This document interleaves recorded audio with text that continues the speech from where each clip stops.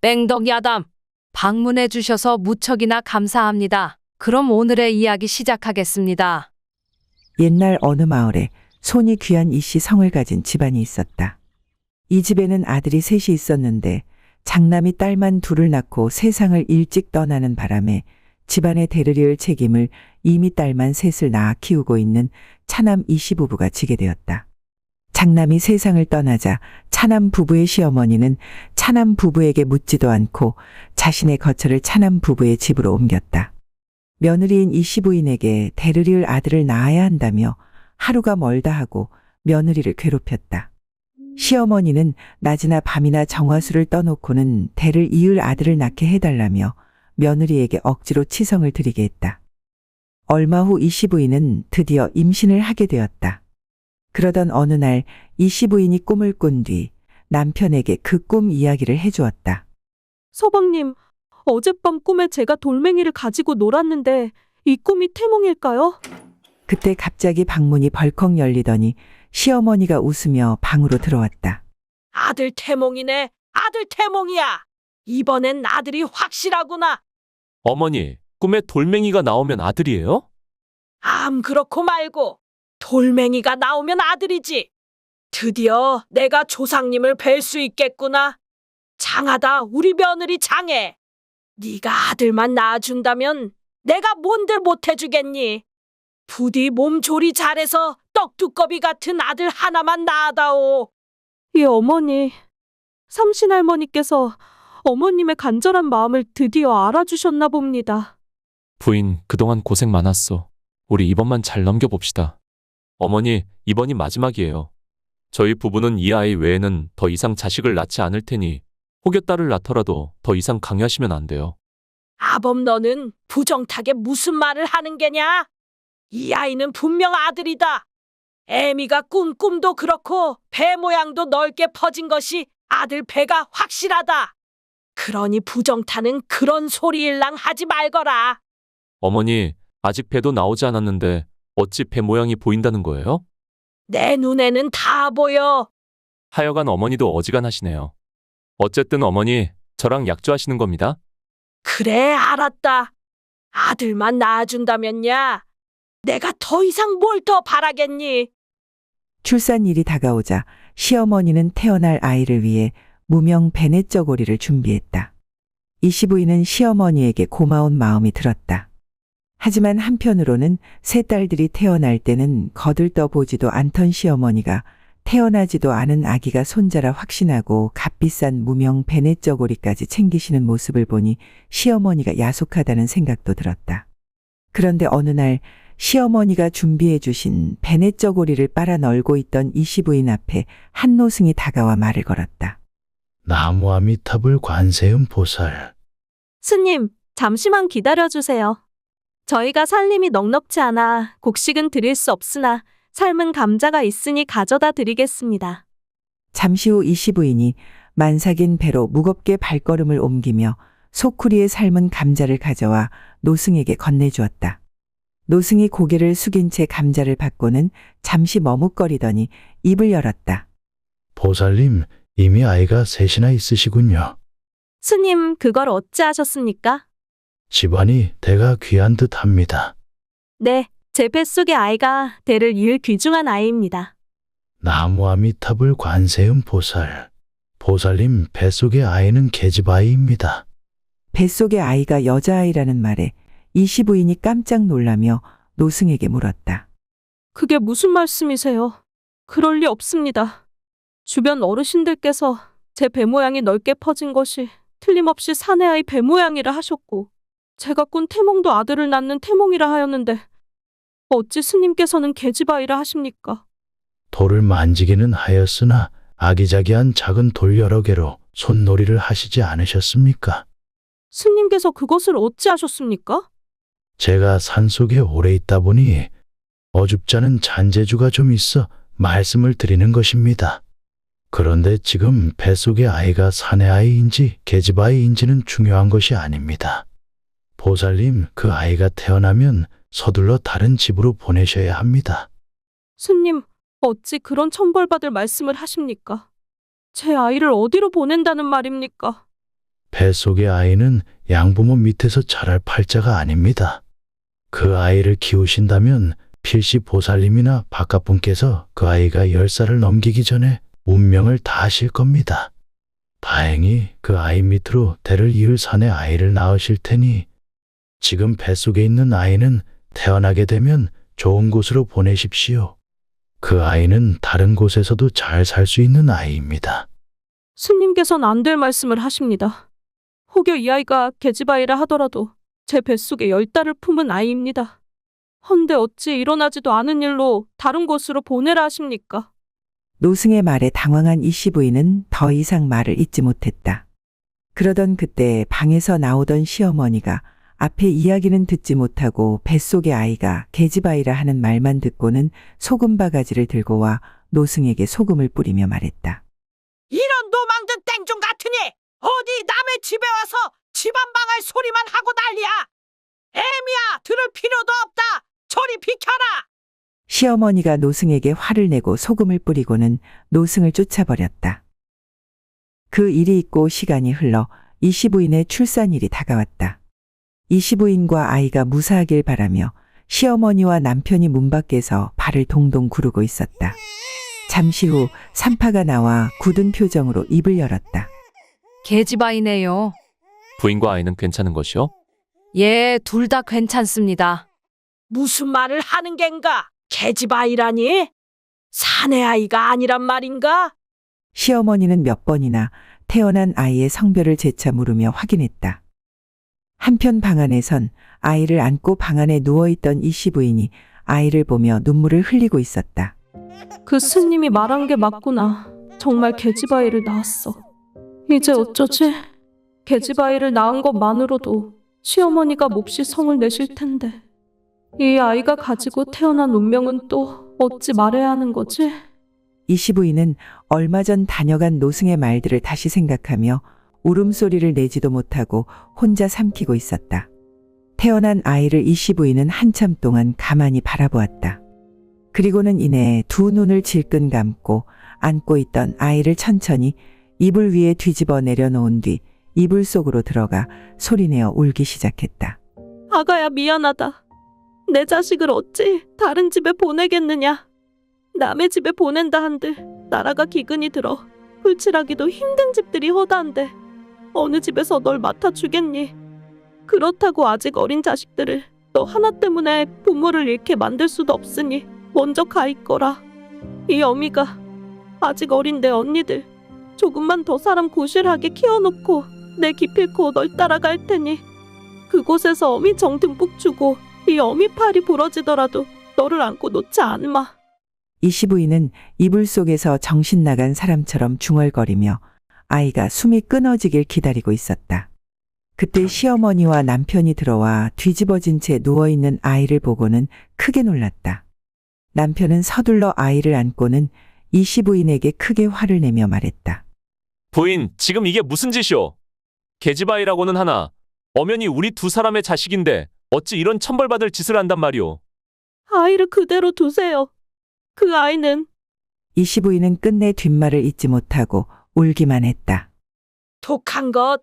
애미가 저리 모질고 독하니 계집아이만 계속해서 싸질러 놓는 게지. 내가 죽어 조상님을 어찌 뵌단 말이냐. 아이고 영감, 왜 먼저 가셨어? 시어머니는 모진 말만 늘어놓고는 방을 나가버렸다. 잠시 후 진정이 된 이씨 부인이 남편을 앉혀놓고 노승과 있었던 일들을 말해주었다. 노망난 노승의 말에 귀 기울일 필요 있겠소. 혹여나 이 아이의 운명이 그렇다면 그것 또한 부모인 우리가 만들어준 운명이겠지요. 아직 일어나지도 않은 일로 귀한 우리 아이를 아프게 해서야 되겠습니까? 부인은 오늘 일을 절대 입에 담지 마시고 노승의 말도 잊어버리시오. 남편이 이씨 부인을 위로하며 다독이자 이씨 부인이 아이를 바라보며 한참을 미안하다 말하고 아이를 품에 안았다. 아이가 태어나고 며칠 후 이씨 부인이 남편에게 아이의 이름을 지어달라 말했다. 이씨 부인의 말을 듣고는 남편 이씨가 한참을 고민하다 입을 열었다. 끝순이로 합시다. 가짜라 나온 줄기라는 뜻도 있고 가지의 끝이란 뜻도 있으니 끝순이로 하지요. 언니들이 1순위, 2순위, 3순위라서 4순위라 할까도 했지만 마지막 결실이라는 의미로 끝순이라 지어줍시다. 예, 그렇게 하지요. 그렇게 끝순이가 태어나고 1년의 시간이 흘렀다. 이 시부부는 끝순이란 이름을 지은 것도 무색하게 5번째 아이를 갖고는 다음 해에 그토록 바라던 떡두꺼비 같은 아들을 낳았다. 그토록 바라던 아들을 낳아 평생 행복할 것만 같은 시간이었지만 그 행복은 그리 오래가지 못했다. 끝순이가 3살이 되던 해에 흉년이 찾아와 가뜩이나 어려운 집안 살림은 점점 더 힘들어져만 갔다.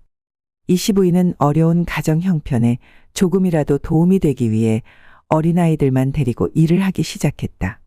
그런데 이상하게도 이 시부인이 아직 어린 아들과 끝순이를 데리고 난리를 하기 위해 나갈 때마다 사람들이 자식이 많으니 끝순이를 주면 자신들이 잘 키워주겠다며 유독 끝순이를 달라는 사람들이 생기는 것이었다. 그때마다 이 시부인은 남의 자식을 왜 달라고 하냐며 불같이 화를 냈다. 그러던 어느 날 이 시부부가 아이들을 시어머니에게 맡기고 부부가 함께 일을 나갔을 때 사단이 나고야 말았다. 아이들이 배고플 테니 서둘러 집에 가야 해요. 부인, 그러다 넘어지겠소. 집에 어머니도 계시니 너무 걱정 말고 숨 좀 돌리며 갑시다. 서방님은 천천히 오세요. 저는 안 좋은 기분이 자꾸 들어 불안해 그럽니다. 잠시 후 이 시부인과 남편이 집안에 들어섰는데 웬 쌀가마니 하나가 툇마루에 놓여 있었다. 툇마루에 있는 쌀가마니를 보고 이 시부인이 의아해하며 말을 했다. 이게 웬 쌀가마니지? 내가 얻어다 놓았다. 간만에 쌀밥 구경이나 하자꾸나. 출출하니 꿈을 대지 말고 어서 밥상이나 차리거라. 어머니께서 무슨 돈으로 이 귀한 쌀을 사다 놓으셨어요? 너희들이 내가 쓸 돈을 주지도 않는데 내가 돈이 어딨냐? 이 시부인이 이상하다 생각하며 아이들이 있을 방문을 열어보았다. 다른 아이들은 낮잠을 자고 있는데 끝순이가 보이지 않는 것이었다. 어머니 끝순이 못 보셨어요? 방에 끝순이가 보이지 않네요. 아, 끝순이 말이냐? 끝순이는 내가 좋은 곳으로 보냈다. 저 쌀가마니를 좀 보거라. 끝순이를 보낸 집은 저런 쌀가마니를 잔뜩 쌓아놓고 사는 집이니 끝순이 걱정일랑 하지 말거라. 할미 잘 만나서 팔자가 폈으니 이보다 더 좋은 일이 어디 있겠냐? 우리는 저 쌀을 다 먹으면 쌀밥을 언제 구경할지 모르지만 끝순이는 평생 쌀밥을 원 없이 먹을 수 있는 곳으로 보냈다. 그러니 끝순이를 위한다면 다시 찾아올 생각일랑 하지 말아라. 그것이 끝순이를 위하는 것이야. 끝순이를 쌀 한 가마니에 남의 집에 보내놓고는 시어머니가 아무렇지도 않은 듯 뻔뻔하게 말하자 이 시부인은 그 자리에 주저앉아 통곡을 하기 시작했다. 남편은 화를 내며 어느 집으로 보냈는지 따져 물었지만 시어머니는 대답을 해주지 않았다. 며칠을 실갱이 끝에 끝순이를 보낸 집을 알아낸 이 시부부는 쌀가마니를 지고 그 집으로 찾아가 쌀가마니를 돌려주고는 울고 있는 끝순이를 찾아왔다. 그 일이 있고 난 뒤부터 남편 이 씨가 시어머니를 거들떠보지도 않자 시어머니는 자신을 무시한다며 역정을 냈다. 그리고는 이 시부부의 집을 떠나 아직 장가를 가지 않은 셋째 아들과 함께 살겠다며 집을 떠났다. 셋째 아들 집에 간 시어머니는 닷새에 한 번은 찾아와 집에 있는 보리쌀이며 먹을 것들을 당연지시 챙겨갔다. 그 후로 이 시부인은 날 일을 나가거나 장에 가는 날에도 끝순이의 손을 잡고 다녔다. 그렇게 시간이 흘러 끝순이가 5살이 되던 해에 남편 이 씨가 일을 하다 다쳐 몸져 눕게 되었다. 이 시부인은 낮에는 난리를 하고 밤에는 바느질을 하면서 남편과 아이들을 정성으로 보살폈다. 이 시부인은 쪽잠을 자며 남들보다 열심히 일했지만 아픈 남편의 병수발에 아이들이 5이라 아무리 열심히 일을 해도 아이들에게 끼니 챙겨주는 것도 힘이 들었다. 하지만 이 시부인은 포기하지 않고 열심히 살았다. 그렇게 또 시간이 흘러 끝순이 나이가 10살이 되었다. 남편 이 씨의 병세는 날이 갈수록 점점 악화만 되었는데 남편 이 씨를 진찰하던 의원이 오늘을 넘기기 힘들 듯 하다며 이 시부인에게 마지막 인사를 하고 떠나보낼 준비를 하라 말을 했다. 서방님, 일어나셔야지 왜 계속 누워만 계십니까? 그리 곱던 부인을 이리 고생만 시켰으니 내 이 죄를 어찌하면 좋습니까? 그게 무슨 말씀이세요? 서방님을 만나 저는 참 많이 행복했습니다. 서방님, 노승의 말을 들었어야 했을까요? 내가 아픈 건 끝순이 때문이 아니오. 부인은 아직도 그 노승의 말을 마음에 두고 있었던 겁니까? 아닙니다. 사는 것이 바빠서 잊고 있었으나 서방님이 이리 누워 계시니 저도 모르게 생각이 났습니다. 부인, 다음 생에는 재물이 많은 집에 내 건강하게 태어나 이번 생에서 못다한 가장의 도리까지 다하겠소. 그러니 이번 생은 못난 내 목까지 아이들을 부탁하오. 남편 이 씨는 그 말을 마지막으로 눈을 감았다. 이 씨 부인은 남편의 마지막을 옆에서 지키며 소리 없이 눈물만 흘렸다. 이 씨 부인은 남편의 장례가 치러지는 내내 울지 않았다.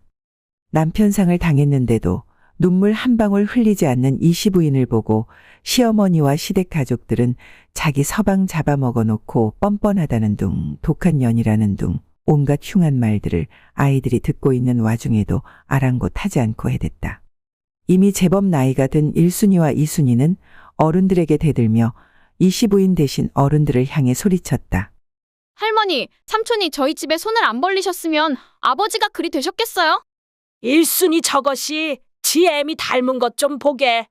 내가 우리 장손만 아니면 너희들은 진즉에 인연 끊었어.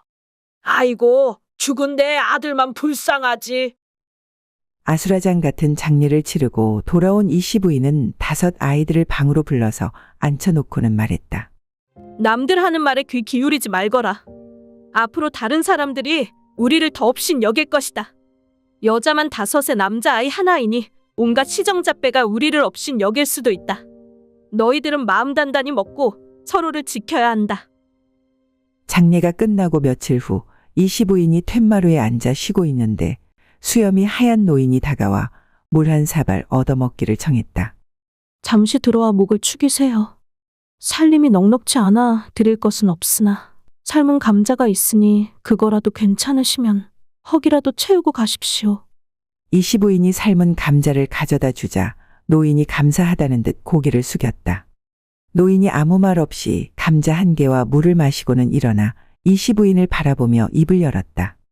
보살님의 심성은 여전히 한결같으시군요.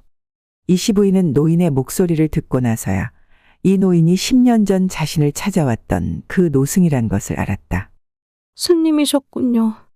그때는 시어머니께서 결례를 범했습니다. 스님께서 저희 가족을 걱정해 미리 언지를 해주셨지만 저희 부부는 그 아이를 택했습니다. 하지만 후회하지는 않습니다. 먼저 하늘로 가신 제 서방님도 다 알고 계셨지만 후회 없이 눈을 감으셨답니다. 보살님께서 그리 하시리라 짐작했습니다. 그날 중요한 말을 드릴 것이 남아 있었으나 말을 할 틈 없이 쫓겨났기에 드리지 못했습니다. 오늘은 그 말을 드리러 찾아왔습니다. 제 말을 들어주시겠습니까? 스님께서 성인이심을 제가 몸소 겪었는데 어찌 스님의 말씀을 허투루 들을 수 있겠습니까? 새겨 들을 테니 말씀하십시오. 그 아이는 양부모를 모실 운명은 아닙니다. 하지만 그 아이를 키우신다면 필시 집안을 일으키고 부모 형제에게 버팀목이 되어줄 아이입니다. 계집아이로 태어났으나 나무의 기운을 받아 태어난 아이이니 큰 나무가 되어 이 집안의 그늘을 만들어줄 것입니다.